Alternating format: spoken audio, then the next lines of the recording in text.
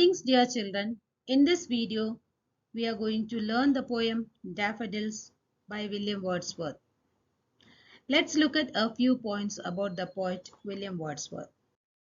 As we all know, no study of English literature is complete without a reading of William Wordsworth, who is perhaps the greatest of the Romantic poets. The second point, a great lover of nature. This poem, Daffodils, was inspired by a real-life experience. The sight of the vast expanse of yellow flowers inspired Wordsworth to write this remarkable poem. This poem is a eulogy to the restorative powers of nature. Let's look at the poem. Let's look at the first stanza. I wandered lonely as a cloud that floats on high over vales and hills, when all at once I saw a crowd, a host of golden daffodils, beside the lake, beneath the trees, fluttering and dancing in the breeze. In this stanza, we see the poet was traveling aimlessly, just like a cloud over the hills and valleys of the mountainous Lake District in England. At that time, suddenly, he came across a large number of golden daffodils. Beside the lake, beneath the trees, under the trees. The flowers were fluttering and dancing in the breeze. The poet directly compares himself to a cloud as he was wandering without aim, just like the clouds. That's why he was compared to the cloud. The poetic device used is simile. It's an example of simile. He also uses expressions like crowd, then host to mean that he saw a large area covered with a whole lot of daffodils. The last line we see fluttering and dancing in the breeze. Fluttering just like birds or butterflies and dancing like human beings. This is an indication that it was a breezy day. So we get an overall idea of the landscape, which includes the valleys, the hills, the trees, the flowers beneath them, and the breezy atmosphere, which is an example of imagery. Once again, let's look at the poetic devices in the first stanza. First line, as a cloud, the poet was wandering lonely as a cloud. Poetic device is simile. The second line, two poetic devices are used. That floats, the cloud is floating over the vales and hills. Metaphor. Then the circled words, high and hills. It's an example of alliteration. Third line and the fourth one, the expression crowd and a host. That is example for personification. And the fifth line, beside and beneath, b sound, consonant sound, b is repeated, example for alliteration. And the last line, two poetic devices are used. The first one, fluttering, the word fluttering is a sound word, an example for onomatopoeia. And fluttering and dancing, inanimate objects given human-like qualities, it's an example for personification. So the questions, who, it is poet. Here the question, which word shows the sudden calling of the attention of the poet, that is at once is the word. A reference to a cloud, you should know that the poet compares his movement at this place to a lonely cloud, as lonely as a cloud that wanders aimlessly. So was he wandering aimlessly. So here cloud is moving without any aim or purpose. Similarly, he was also wandering like a cloud. Let's look at the second stanza. Continuous as the stars that shine and twinkle on the Milky Way. They stretched in never-ending line along the margin of a bay. 10,000 saw I at a glance, tossing their heads in sprightly dance. This stanza describes how beautiful the daffodils looked. Here daffodils are compared to the stars that shine and twinkle on the Milky Way. Continuous as the stars that shine and twinkle on the Milky Way. They stretched up, daffodils stretched up, in never-ending line along the margin of the bay. Bay here refers to the land of never-ending line of daffodils, that is along the shore bordered by the trees on one side and lake on the other side. It refers to the lake on the edge of it. The question is asked to describe bay. This is the answer. There, what did he notice? 10,000 daffodils. 10,000 saw I at a glance. The poetic device used here is hyperbole, exaggerated, a lot of daffodils. So he said it as 10,000 daffodils. And what they were doing? Tossing their heads in sprightly dance. They were very happy, live and energetic, full of life and energy, their dance. So it was tossing their heads. The poetic device used is personification. Bring out the true effect of the comparison. The answer is the daffodils stretch continuously without a break, like never-ending line of stars in the Milky Way. It is not really never-ending. It's an exaggeration. That's why right-hand side it is mentioned as hyperbole. The poetic device is hyperbole. The question who? The answer is daffodils. This picture depicts what Wordsworth wanted to convey through the lines. They stretched in never-ending line along the margin of bay. So here the poet has compared daffodils with the continuity of stars that shine and twinkle in the night sky.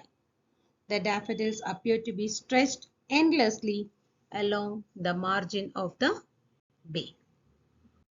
The waves beside them danced, but they outdid the sparkling waves in glee. A poet could not be but gay in such a jocund company. I gazed and gazed, but little thought the wealth the show to me had brought. The waves in the bay were dancing and looking very delighted, but the lively flowers outdid the shining waves in their happiness, outdid the sparkling waves in glee. Having the cheerful company of daffodils, the poet couldn't help being happy. That's the explanation, third line. In such a jocund company, cheerful company, jocund company here refers to the cheerful company of daffodils, the poet couldn't help being happy. The word gazed and gazed is used twice to indicate how much the poet was attracted towards daffodils. At that time, he did not think much about the wealth that daffodils brought to him. He realized it later, maybe after a few days. That we'll get to know in the next answer. Here the first line, the waves beside them danced, poetic devices, personification. So the question you can expect, a competition is held, dance competition. So who all participated here? Waves and daffodils. Who won the competition? Daffodils. What tells you that daffodils won the competition? Daffodils outdid the sparkling waves. How? In glee, sprightly dance. Jocund company means cheerful company. Cheerful company of daffodils. What happened? He could not be but gay. That means could not help being happy. The word gazed and gazed, it is repeated to show how much he couldn't take his eyes off from the sight, how much he was attracted to them. Here wealth, what does the term wealth refer to?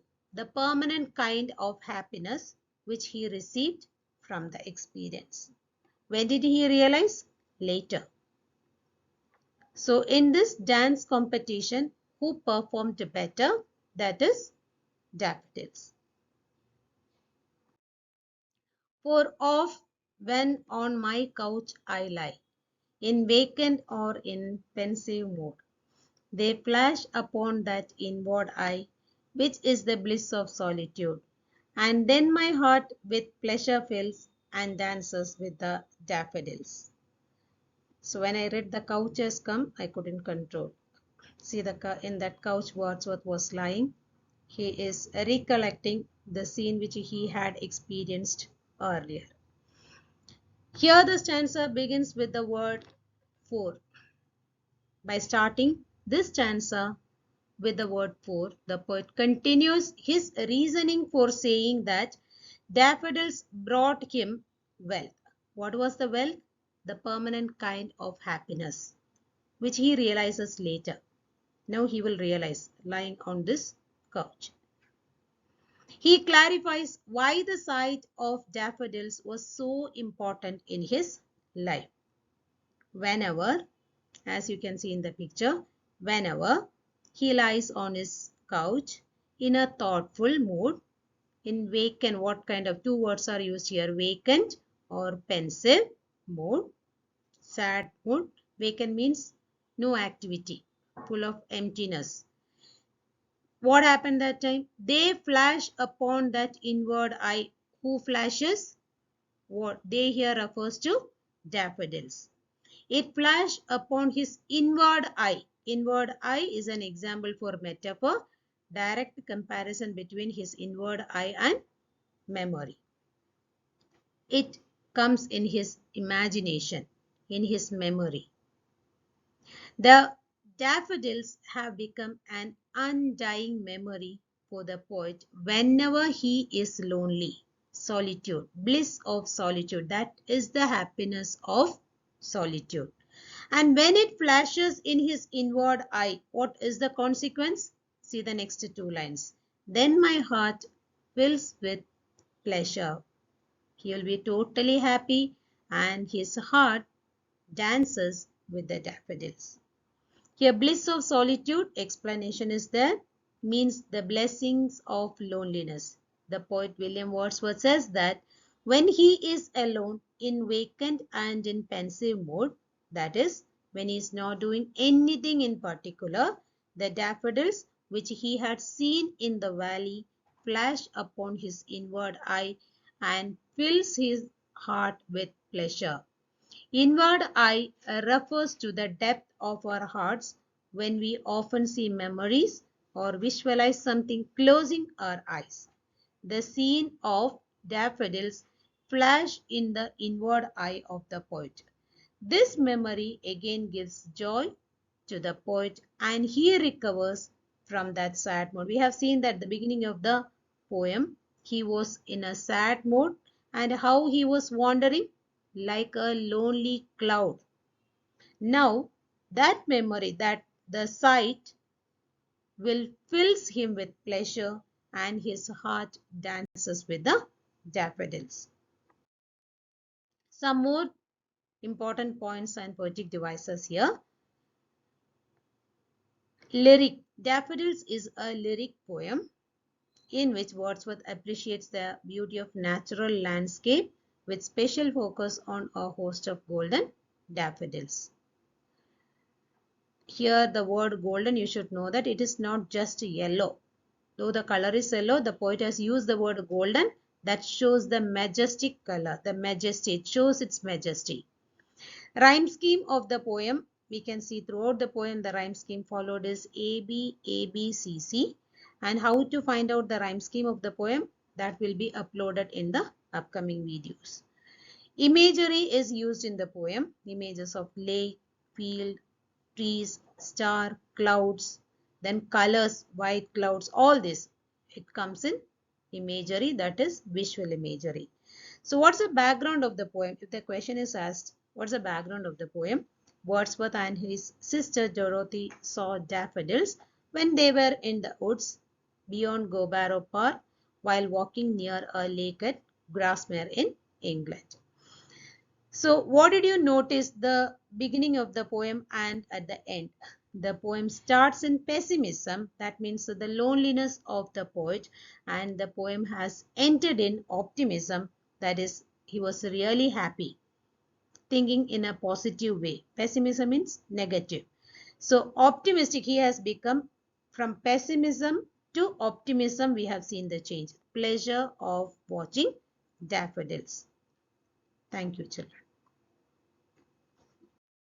Wait a minute, children. Please don't leave. If you have watched the video, don't forget to like, subscribe and share it to your friends.